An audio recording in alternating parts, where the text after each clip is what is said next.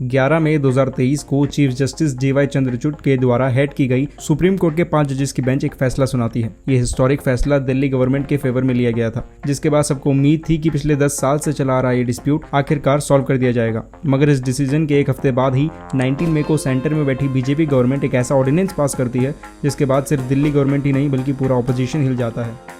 Ordinance के पास होते ही Delhi CM Arvind Kejriwal ने इसे अनकॉन्स्टिट्यूशनल और अगेंस्ट द डेमोक्रेसी बताया और कहा कि ये सेंटर का सुप्रीम कोर्ट के डिसीजन को बदलने का एक तरीका है। लेकिन सवाल यहाँ पर ये उठता है कि असल में सुप्रीम कोर्ट ने 11 मई को ऐसा क्या डिसीजन सुनाया और आखिर सेंटर के द्वारा पेश किया गया ऑर्डिनेंस कहता क्या है। आइए जानते हैं इन डिटेल इस वीडियो में।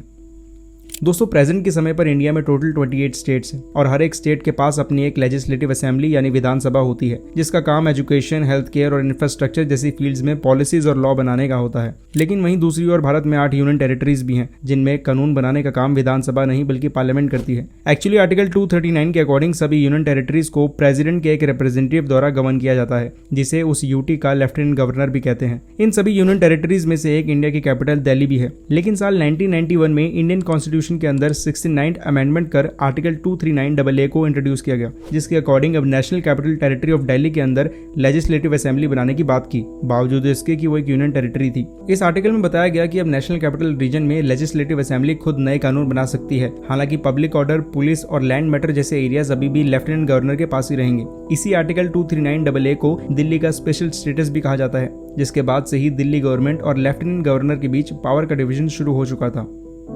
अब तक आप होपफुली ये तो समझ चुके होंगे कि कैसे दिल्ली में पावर को लेकर एक डिवीजन बना हुआ है, जहां पब्लिक ऑर्डर, पुलिस और लैंड मैटर लेफ्टिनेंट गवर्नर के हाथ में है, तो वहीं बाकी के मैटर दिल्ली गवर्नमेंट के। अब सीधा बात करते हैं इस पूरे डिस्प्यूट की और जानते हैं असल में शुरू कब हुआ। 21 मई 2015 को यूनियन होम मिनिस्ट्री एक नोटिफिकेशन रिलीज करती है, जिसमें बताया जाता है कि दिल्ली के LG कंट्रोल ऑफ सर्विसेज के इंचार्ज होंगे, यानी दिल्ली में सभी IAS, IPS जैसी सर्विसेज की पोस्टिंग और ट्रांसफर लेफ्टिनेंट गवर्नर के हाथों ही होंगी। इस नोटिफिकेशन का अपोज करते हुए दिल्ली गवर्नमेंट सीधा हाई कोर्ट में अपील करती है, जहां 2017 में हाई कोर्ट इस नोटिफिकेशन को सही बताते हुए सेंटर के फेवर में डिसीजन देता है। अब इसके बाद केजरीवाल पर सुप्रीम कोर्ट जाने के अलावा और कोई दूसरा रास्ता ही नहीं था और इसीलिए साल 2019 में ये डिसीजन सुप्रीम कोर्ट की 2 जजेस की बेंच को सौंप दिया गया। लेकिन स्प्लिट वर्डिक्ट आने के चलते साल 2022 में इस केस को 5 जजेस की बेंच के पास भेज दिया गया, जिसके हेड थे चीफ जस्टिस DY चंद्रचूड़। और फाइनली 8 साल बाद 11 मई 2023 को सुप्रीम कोर्ट ने इस लंबे समय से चले आ रहे डिस्प्यूट पर दिल्ली गवर्नमेंट के फेवर में एक फैसला सुनाया। इस डिसीजन के बाद दिल्ली गवर्नमेंट इसे अपनी एक बड़ी जीत बताकर सेलिब्रेट करने लगती है। लेकिन शायद सेंटर में बैठी बीजेपी गवर्नमेंट के कुछ और ही प्लान्स थे, क्योंकि इस डिसीजन के हफ्ते बाद ही होम मिनिस्ट्री एक ऐसा ऑर्डिनेंस पास करती है जिसके बाद केजरीवाल और उनके पार्टी मेंबर्स को एक बार फिर से सुप्रीम कोर्ट के चक्कर लगाने पड़ जाते हैं। 19 मई 2023 को सेंटर ने जो ऑर्डिनेंस पास किया, उसके अकॉर्डिंग IAS और IPS जैसी सर्विसेज की पोस्टिंग और ट्रांसफर्स के लिए एक national capital civil service authority बनाई जाएगी, जिसके हेड होंगे दिल्ली के CM अरविंद केजरीवाल और वहीं इनका साथ देंगे होम मिनिस्ट्री के चीफ सेक्रेटरी और प्रिंसिपल सेक्रेटरी।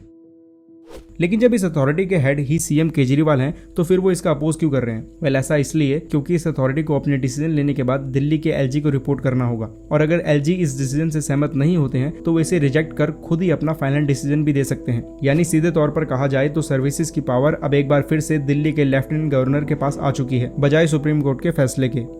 प्रेजेंट सिचुएशन की बात करें तो आज ऑर्डिनेंस को आए 1 महीने से भी ज्यादा हो चुका है और दिल्ली CM अरविंद केजरीवाल इसे राज्यसभा में अपोज करने के लिए सभी ऑपोजिशन लीडर को यूनाइट करने में जुटे हुए हैं। खैर, आपके ओपिनियन में क्या सर्विसेज का इंचार्ज दिल्ली के CM के पास होना चाहिए या लेफ्टिनेंट गवर्नर के? ये हमें नीचे कमेंट करके बताइए और ऐसे इन्फॉर्मेटिव वीडियोस के लिए हमारे चैनल कोश को अभी सब्सक्राइब करें। धन्यवाद।